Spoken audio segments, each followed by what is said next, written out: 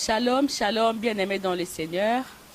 Partout où vous nous suivez en ces moments, dans vos maisons, devant vos petits écrans, devant vos smartphones, que le Seigneur vous bénisse, que le Seigneur soit dans vos vies, dans votre maison, que la paix de Jésus-Christ soit votre partage. C'est votre humble servante, Maman Darly Lokole, comme vous le savez. Aujourd'hui, dans notre émission, c'est la continuité du témoignage qu'a commencé notre bien-aimé. Le Seigneur lui a donné une vision et c'est cette vision-là qu'il avait commencé la semaine passée, qu'il va continuer aujourd'hui avec moi. Je vous dis encore une fois, bonsoir. Alors, sans plus tarder, je vais passer la parole à Papa Tito. C'est lui que le Seigneur a révélé sur la fin du temps. Sur la fin du temps, comme nous le savons tous, le Seigneur revient très bientôt. Alors, soyons prêts, bien-aimés dans le Seigneur. Soyons prêts. Jésus-Christ, la venue du Seigneur est bien réelle. Ce n'est pas ce n'est pas une mythe, mais c'est la réalité. Soyons tous prêts. Vous serez pas dessus sur votre chaîne que vous êtes en train de suivre en ce moment et dans votre émission chez Darly Lokole. Alors, sans plus tarder, je vais passer la parole à mon bien-aimé, comme je l'ai présenté tantôt. Papa Tito, bonsoir. Bonsoir Maman Darly Lokole. Amen, qu'il vous bénisse aussi. Je suis très ravi de passer encore aujourd'hui dans vos plateaux pour la continuité de cette vision que le Seigneur a bien voulu me faire voir par rapport à sa venue et par rapport à ma propre vie.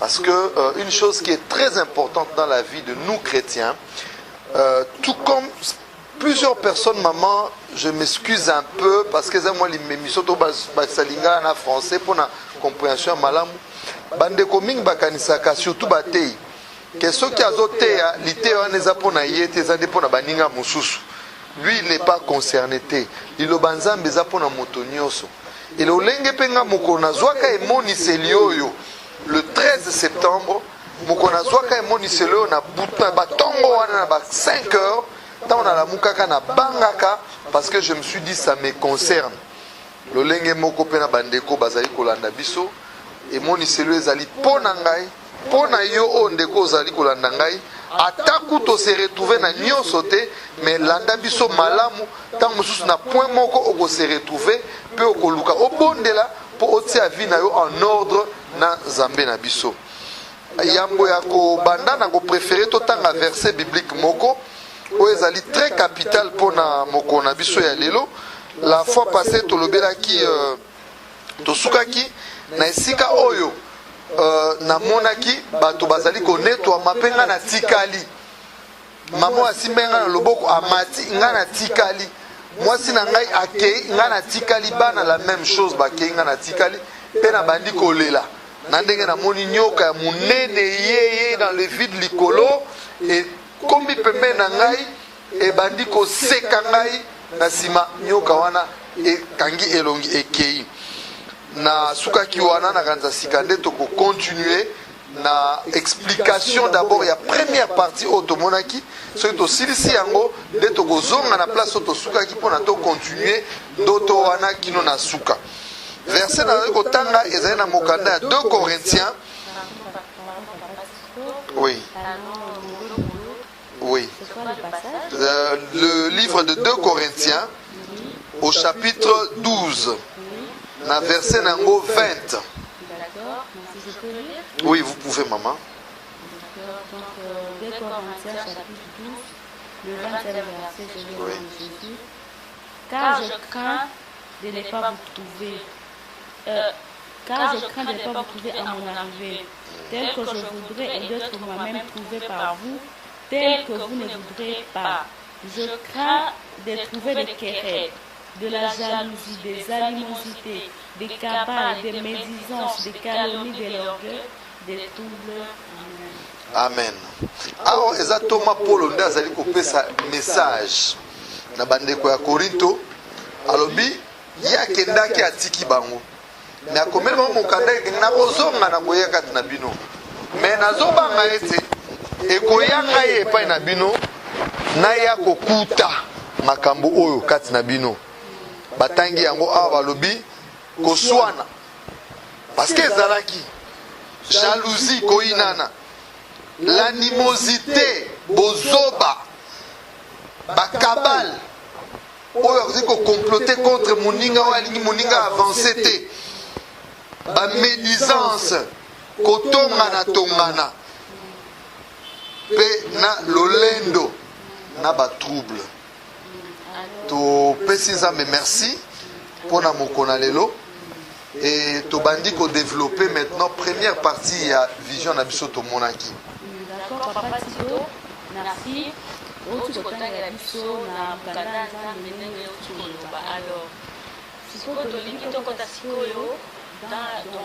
Le vif explication et la vision na biso. Que le Seigneur t'a donné.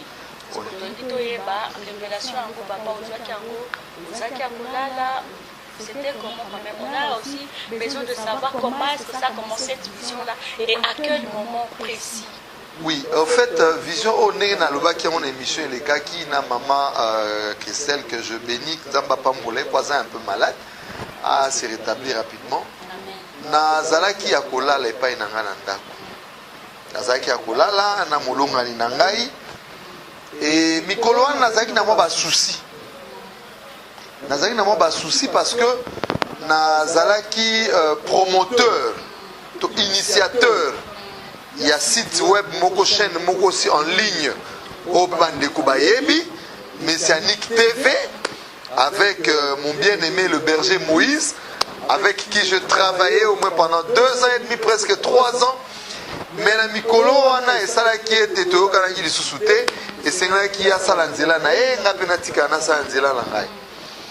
Et vous comprenez, après avoir travaillé comme ça, na musala moko, na musala musu pemenité, brusquement comme ça, bon, et ça dit que bon continuer les sous-soutés. Il y a là qui descend en Zambé, Tomiki osa ba effort na bon moteur, ko bongisa, ko continuer, mais simba quitté, il s'est fait qu'il a continué à Kingana Tikali. Et je me disais au Seigneur, Zambé, j'avais tout laissé. Pona na sala musala na yo na eloko to sala ki pona ko propager vision to évangile. C'est le bien-aimé avait reçu une vision aussi de la parole du Seigneur. Bon, lui, il a reçu ma vision et c'était beaucoup plus sur c'était le temps de la fin aussi. Hein, ils ont témoigné, ils ont vraiment témoigné un peu moulaï. Il y a le ciel, il y a l'enfer, des choses comme ça. Et je me disais, Seigneur, d'accord, place na vandi na lali. Eza esika oyo na emona na vision ya berger Moïse esika oyo amonaka ba mangelou na yo pour la première fois. Et c'est dans la même maison que nga na vandi pe na zolala. Na sali musala pendant 2 ans na Nzambe. Parce qu'on a commis près na bonga mana longwa wana qui d'ailleurs. Qu'est-ce que je veux garder comme souvenir? Qu'est-ce que je veux retenir dans le passage dans Nesiko? C'était mon souci à moi, mais je ne l'exprimais pas. Je ne même pas molonga, même pas bateau.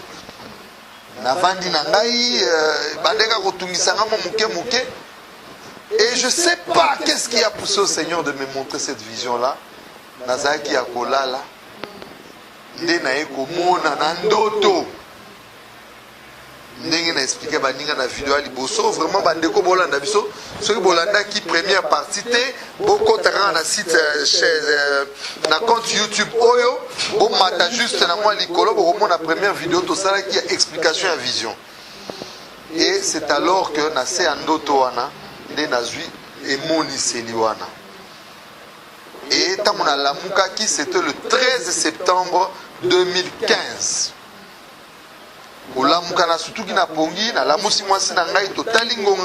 C'était 5h et quelques.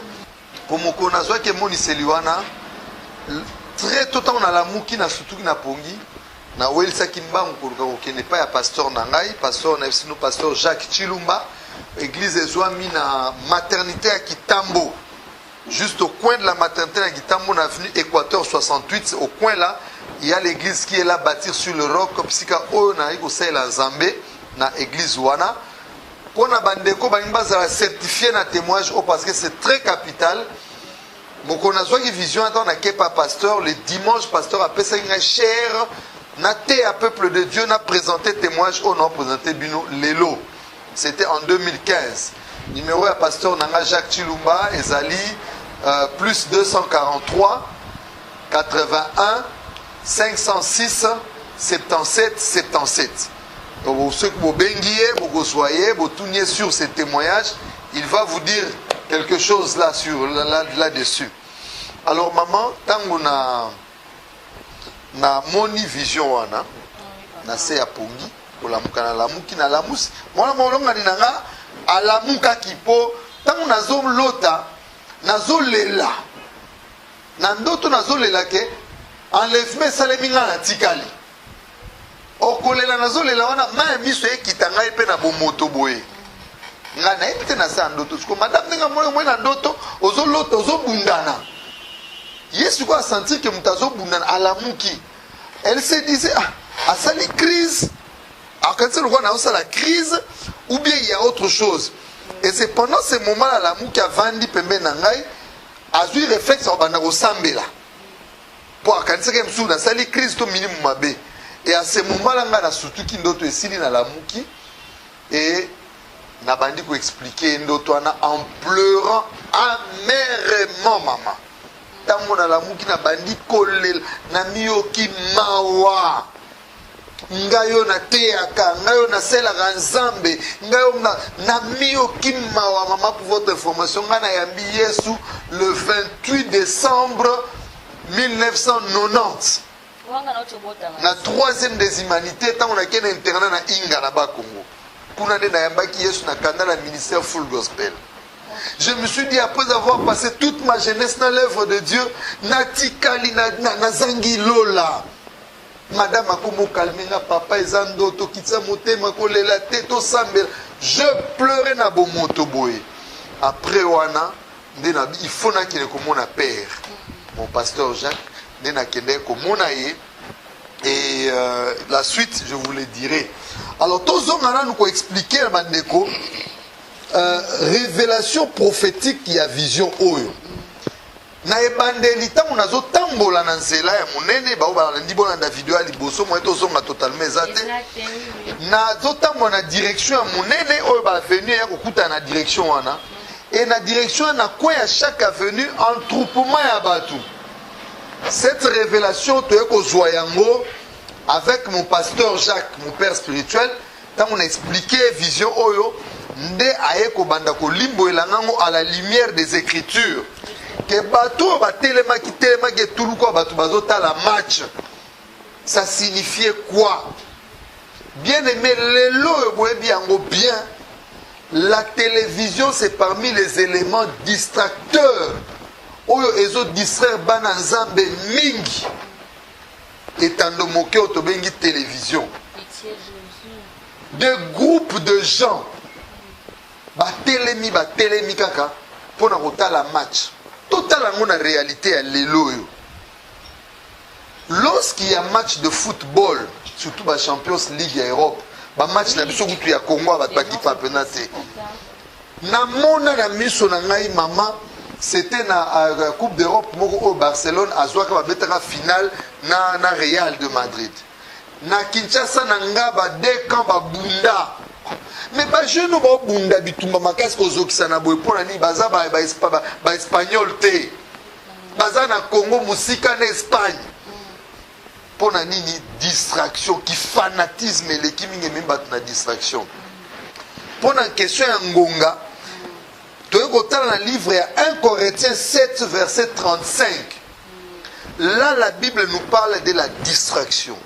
Lelo mama distraction continue bana nzambe makasi. Pe loko waneza parmi loko ekozangisaka basusu bokonzi na lola. Muto sambela kana yo yamba Yesu okenda ke église mais la distraction. Nous ne sommes pas contre les séries télévisées. Na pexi bat kota la TVT. Mais télévision lelo et kangi bato en otage. Au moins mutungonga ya prière et c'est koki. Mais nazo zenata une série à diablesse. Donc ce qui a tali sérieux ata aucune prière te. A préféré que l'église n'a retard, mais à la série. Jour il y a match, l'église au monde a frère Moukié, frère Mingi, qui été pour nini match na télévision. C'est parmi les choses où ils allaient distraire Batomakasi maman. Yango tozo talisa bana ensemble. Éloignez-vous de tout ce qui est comme distraction. Où ils ont kangayo le gola boumbu. Je vis des gens, des jeunes, des vieux, des adultes, télémis concentrés devant les télévisions. Et à chaque avenue, donc curieusement, est-ce que la bande a quoi la télévision salite? Mais pourquoi ma sanganika ma boki la télévision? Peut un match. FIFA et l'Obakaboye. Le football, c'est le fair play. Le seul sport qui unit les gens aujourd'hui dans le monde, c'est le football. Ose à la générale. Général la caporal bautiko yambana na stade à foot. C'est vrai, c'est le kwezo ko unir bato. Mais pour un objectif nini. Okomona mutoye na église maman. Mais azo otala ba pété na azo otala ba fonction ba grade na ye. Ceux qui amoni afandi pembe na mutu moko azali pauvre. Akomona ngene église ba respecter été. Bo fandi se pembe ni pauvre. Mais na stade eza bongoté. Na place ya match bongoté. Yango tozo senga na bandeko par rapport à la vision auto nzamba la xibiso to sala keba na distraction plus ya football to boy kokota ba détail mususu note to kozana bandeko mususu to pexi bandeko ba beta balle te pas joueur ba parce que to tika professionnel biso football te mais tozo le belani na bale ya nzambe oyo ba komisa football lokola idolâtrie na bango. C'est une forte distraction. Moutago tvanda liboso ya TV pendant 6 heures, mais Moutaza est incapable de revenir à l'église pendant 2 heures. Comme Matézo Oumela, Matézo, pasteur Oumela, pasteur va communiquer comme la deuxième prédication. Non, bien aimé. David dit, je suis dans la joie lorsqu'on me dit, allons dans la maison de l'Éternel. Les loba nzambe ba komi plus na esengo ko na bisika ba distraction au lieu ba kene na ndako ya nzambe. Mutu na ndako ya nzambe il s'ennuie.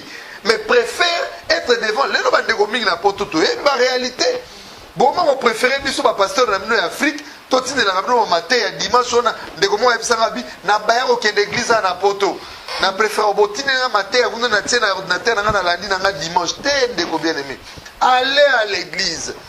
C'est vrai, il y a des abus, mais cela n'est pas une raison pour toi de ne plus aller communier avec les bien-aimés dans le Seigneur dans l'église. Deuxième aspect, nazo kende na komi pemeni ya lopango na biso ya famille paternelle, ba ko ebisanga na ndeko moko na nzela petit mo abivie, ndeko zo kende pa na bino kuna. Mutu anoza na leki petit anoza na nyongo na e, azo kanela yo azo zela yo biso ko komi kuna ko kangisa yo. Na s'en fout nga de aza petit ya osa ngelo roté donc ene ya lo ba ngelo roté na vie na e. Oza na nyongo a mutu. Tango odefaki na nenga ki viete. Odefaki na nenga ki pasteur te. Odefaki parce que ozangaki. Bien aimé, les dettes et kokotisa biso lola te. Nzamba sala biso ngolu bien aimé. Totika ba vie o ya ba nyongo. C'est vrai les temps sont durs. S'il arrivait kozana nyongo ya ndeko bien aimé, luka ye senga bolimbisi. Pesenga nzamba sunga ofuta nyongo les dettes ekokanga biso ebele mama bande ko pona ba dette bokotanga na mukane Habakkuk 2 verset 6. Là j'aimerais vraiment ce truc otanga yango rapidement dans livre ya Habakkuk Habakkuk 2 le verset 6. Bible lobi na biso boye Habakkuk 2 verset 6. Au combien déjà maman? Tangi la biso yango. Habakkuk 2 verset 6. Ne serait-il pas pour tous un sujet de sarcasme, de raillerie et d'énigmes? On dira malheur à celui qui accumule ce qui n'est pas à lui, jusqu'à quand? Malheur à celui qui augmente le fardeau de ses dettes. Parole du Seigneur. Amen. Nasuka ba bisi so wini malheur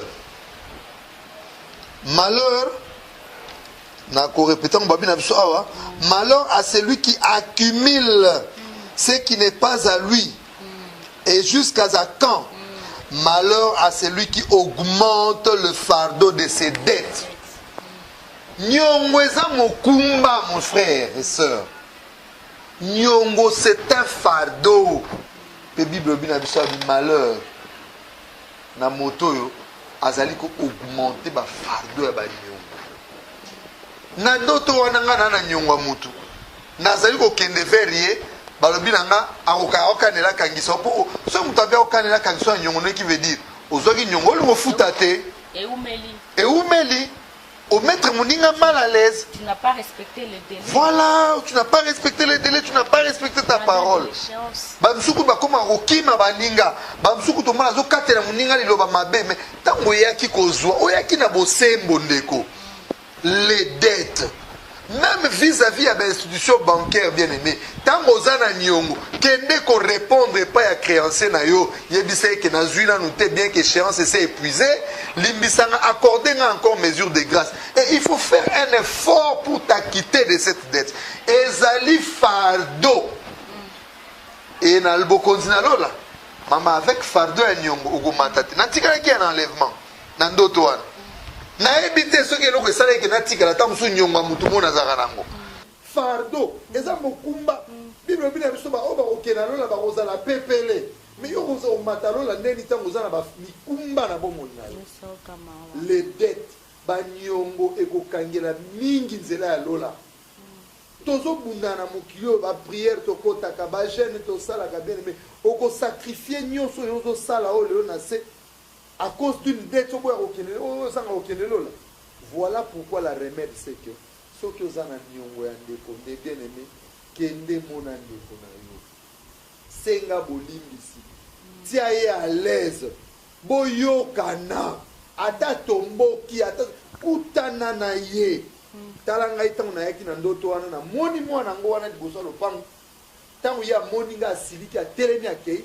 Bayebisinga lito babi akeko mona ndeko na azaka mokonzi ya basoda baya okangao na koma kisu na lopangu te na komi mana les na komo kima na baluki na komo kima na komo luka banzela kili kili.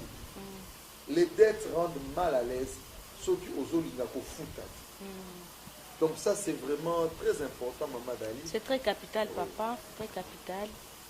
Donc likambo ya banyongo nzamba sala biso ngolu bien aimé. Et na vision wana tangu na kimi mwana na banyongo pendant que nazo okima nde na ke kokutana na ba pasteur na ba ndimi ususu tokutana bango na sens opposé bango bazoyanga na zozonga nde na pesi bango mbote pasteur a répondre na ndenge moko ya légèreté et maman oya mobangi apesi nga mbote asimi nga loboko ayebisi ngai ayebisi pasteur pasteur au monde mosel na nzambe titote pasteur a dit ah na monier il y a comment coopérer dans l'autre là. C'est là que Dieu nous a aidé de comprendre likambo ya ba rancune entre basali na nzambe. Français ezoyebisa biso l'ami de mon ami est mon ami, l'ennemi de mon ennemi est mon ennemi. Non. Bien aimé, ceux qui ont un problème nandeko kokotisa ndeko mosusu te na kati ya problème wana. Lelo basali na nzambe tozomona nini. Moi j'ai connu un frère qui était excommunié de son église parce qu'il y a une campagne d'évangélisation et l'église nous organisée. Et là quoi ne kokanga basali na nzambe mingi. Tozo boma peuple ensemble. Ba rancune na biso personnel tozo kotisa na bato tozali kokamba na kati ya ba rancune wana. Non, ça c'est pas bien. Bango mi balé ba pasteur na nga wana bazaki na ba rancune na bango. Et je vous dis maman vision tant en 2015 ba pasteur mi balé na ebi bango. Bazaki na kati église moko au titulaire au adjoint. Mais lelo nde na zo ebisa yo après 2015 na se retrouva ka sous na province wana ya Équateur. Na kuta église wana kabwana. Pasteur moko asa l'église mususu o wana adjoint d'article l'église wana. C'est une grande communauté même na Kinshasa eza munene. C'est parmi mes pères. Et na zui vision oyo avant l'église wana kabwana.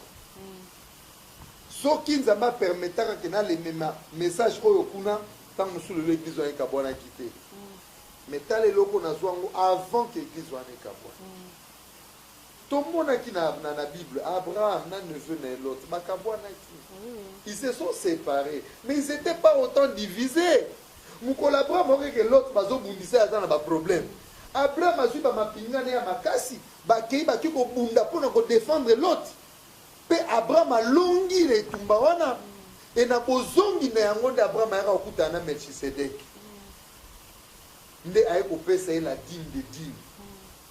Et c'était une grande vision, une grande élévation. Et parole qui prononcée pour Abraham, yango ne salait que Abraham ne l'a comme le père de nous. Ceux qui bazalaki divisé, parce que séparé, na divisé c'est différent. Donc au Kabwana, na kenda uyotikali yao. Tout se séparé. Mais il n'y a rien. Mais cela dit que nous sommes divisés. Donc, na lingala est un peu pauvre. Donc, elle a dit que c'est fini. Et tout le monde a engolé. Na outaki na province, na bande de ville, place Moussa Moussa Nicolo. Na yo ki église moko bemi ba côté li amona butu ba yi instrument nyonso. Petam bo betela biso sangwana. Ndeko mususu tozaki ne wana église mususu. Azo sepelanga c'est mes frères, c'est quoi ça? Oh, on est églises en Zambé, comment on s'est fait que baïbi bango biloko. Voilà attitude ya bana Nzambe lelo. To komi ko sepe na ba malheur ya bande ko na biso bana Nzambe. Non, Abraham a sepe la kate na pas sur la ka neveu na Lot. Il est allé au secours de Lot. Combien des hommes de Dieu lelo ayoki ke moninga ne mosala na Nzambe to akwei pe mosala na Nzambe wana a défendre, a protéger moninga ne wana sali mabe. A sungie, a bateli témoignage ya kombo ya Yesu. En protégeant son frère. Combien les loups ça ça presque pas. Oh non, on a comme occultiste. Mais il m'a dit que les gazos, azo bête, on bête avancer mon Yesu na l'église d'Angate. T'es bien aimé. Nous devons préserver le nom du Seigneur. Nous devons préserver notre famille chrétienne. Amen. Baye koli mukola liboso na Antioche babenga bango ba chrétien comme Christ ça signifie. Lokola maître na bango Christo. Ba divisara bango te. Babi bazali koloba lokola Kristo. Bali kosala makambo lokola Kristo. Tango yebi ke waza ndeko na ngai lokola Kristo. Ata salimbeba. Batela ye. Lelo to contribuer makasi na destruction à œuvre ensemble. C'est ce qui n'est pas bon. Et loko mosusu là, et loko ya rancune wana to gotala ngona mokana Lévitique 19 verset 18. Oui, autant maman parce que ça l'écriture, on a versé dans moko mais je crois que bandeko va recevoir la poswa explication prophétique il y a ma vision d'une manière vraiment approfondie. Beaucoup ben abiso na ba téléphone na bino, to ba programme na bino pour na to pesa bino explication nango vraiment de manière approfondie. Numéro na biso ezali plus 243 82 39 66 267. Voilà maman to kotanga Lévitique 19 verset 18. Nous lisons la parole devant le livre de Lévitique chapitre 19. Oui, verset 18. Le 18e verset. Oui. Nous lisons au nom de Jésus-Christ. Tu ne te vengeras point. Tu ne garderas point de rancune contre les enfants de ton peuple. Amen. Tu aimeras ton prochain comme toi-même. Et je suis l'Éternel. Amen. Amen, amen. Balobi awa, oko garder rancune te contre bana ya tata na yo, bana ya population na yo, qui veut dire makila na yo. Nous tous, nous sommes du sang de Jésus-Christ, bien-aimé. Cher pasteur, batata na biso ya molimo, bakambi na biso, partout bozolanda biso na monde. Tango yebi ke ndeko wana za makila ya Kristo lokola yo, atambe bana ye ezali. Pourquoi ba kobatela ye tango yo zali ko exposer ye ozo sala soni ya tata na yo o sala soni pe yo parce que tu as le même sang de Christ que ye nalanda na ba vidéo extrait moko ya bandeko moko ya bandeko te mais bato moko ya misala ya soloka bazola pandai na ndai na bango bazoloba na ko trahir ndeko na ngai te soki na trahir ndeko na ngai babendanga lolemo na pince baarrache ngai lolemo na pince tala degré ya pacte oyo bato wana bazali kosalaka qui veut dire lokola na kolinga babenda nga lolemo na pince te ata ndeko na nga asali mabe lokola tozanga na misala soloka moko na kocouvrir ye na koprotéger yango moni bato ya moki babi les loups ne se mangent pas entre eux mpona ne biso na biso bachrétien tozali kobomanaka tozali kokabwanaka tozali kose trahir tozali komiteka eloko wana ezali très très très mauvais ezopebisa lokumu ya kristo ezokoaffaiblir biso bachrétien eloko mosusu point mosusu totalaki wana na kati ya vision wana ezali orgueil lolendo nga na mi nalakisaki na nsima ya enlèvement namoni mama asimbi nga na loboko bilamba etikali ye akei namoni mwasi na nga akei namoni bato bali komata na baforme ya milingame ozomona basiluete ya bato namoni moto nga namonaki na mosika atemi dans les airs namonaki elongi na ye te mais suki kaka ekiti mino pembe alati elamba robe moko ya pembe mpe singa nango akangaki en or massif na bali komona na mosika na mwa likolo namoni epene na ngai ayebisi nga bitito je suis le Christ. Prends ta Bible. Fungola na livre, il y a Apocalypse 8, verset 6. Ngai nazo discuter Seigneur, tu as fait une erreur. Apocalypse, Bible, Apocalypse 6, verset 8. Alors, je te dis, prends ta Bible, tanga Apocalypse 8, verset 6. Bande ko banda ko landa so yo tanga yango to tanga ki yango na vidéo passée. Nga nazo ti atembe na ye. Ye oyo azali liloba azo ebisa ngai oyo esenge na tanga nga nazo kocontredire parce que nayebi mingi nateyaka naza mokambi naza pasteur nasali théologie nasali institut biblique naza docteur naza bishop naza archibishop naza évêque. C'est ça notre orgueil lelo biso basali na Nzambe. Nous croyons connaître beaucoup mais en réalité nous ne connaissons pas tout. Autant on est kozwa Bible nanga na ye nango na tsono lobona bendi na loboko boye na biso liboso na fongo na Bible boye Bible oyo nga mama suki na place onga na bande kolobela Apocalypse 6 verset 8. Or Yesu azobisa ngai tanga na Apocalypse 8 verset 6. Donc même ma connaissance était en partie. Justement. La Bible dit nous connaissons tous en partie, bien-aimés. L'orgueil quand na biso bana na Nzambe pe basali na Nzambe. Lelo eza na objet ya ba division epelé. Lelo na ebi côté ya papa na nga lesinga na etumbelo na teya na tei loboko na Nzambe se manifester bandeko bayambi Yesu bandeko baza saisi na liloba ya Nzambe lobi na ligisu pasteur na nga tianga soka tinga na teya te aza contre nga omoni nga na teya ki succès bato ba sepela ki yino wa teya bato ba amen te aza contre ngai nga na leki na koteya. Non, bien aimé, tout ce que nous faisons c'est par grâce. Amen. Nous connaissons en partie. Il n'y a aucune personne sur la terre qui connaît tout en entièreté. Sinon, tu es à perfection. Pour la vie, vers la perfection.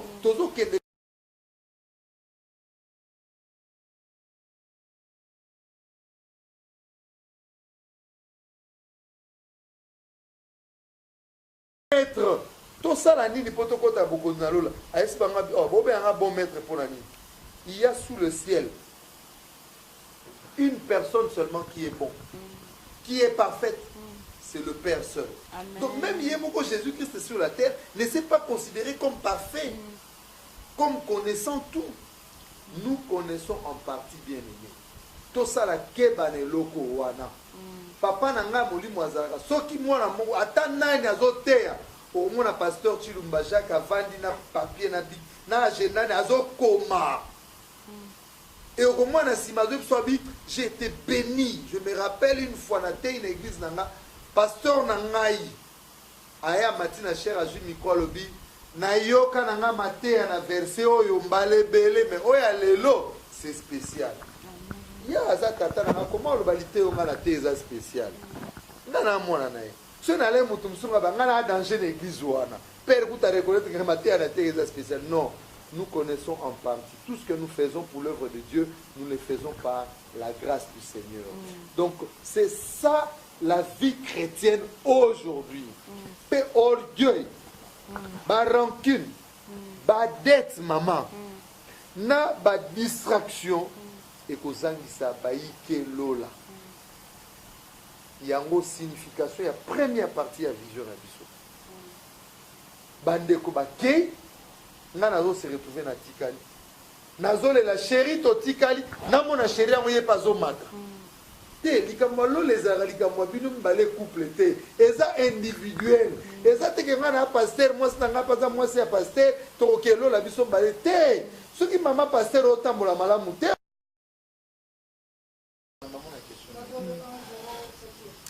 Oui, alors, pasteur Tolandio, bon papa Tito, Tolandio na boké binyonso.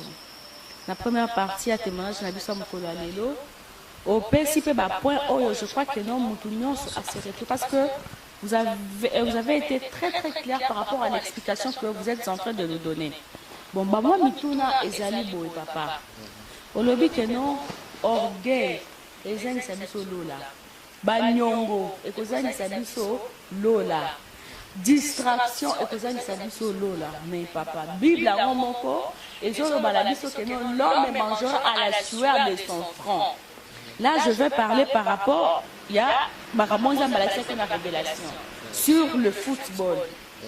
Batumusu Soueza gagne peine à Bango. Donc, foot, eza profession à Bango. Ils ont un business, je travaille quelque part. Wana eza gagne peine à Bango. Ce que par rapport à Wana, comment et ça c'est la première question. La deuxième des questions est par rapport il y a les dettes. Je crois que cette question dans la précédente émission, Bolobé l'a déjà. Alors je vais dire maintenant ce que par rapport il y a Banongo. Déjà pour ça, on va éclaircir Bisso à propos il y a Banongo. Comment est-ce que Nyongo et comme ça là que Moutou Azanga Lola. Donc, Wana, il y a deux petites questions qui vraiment avons besoin.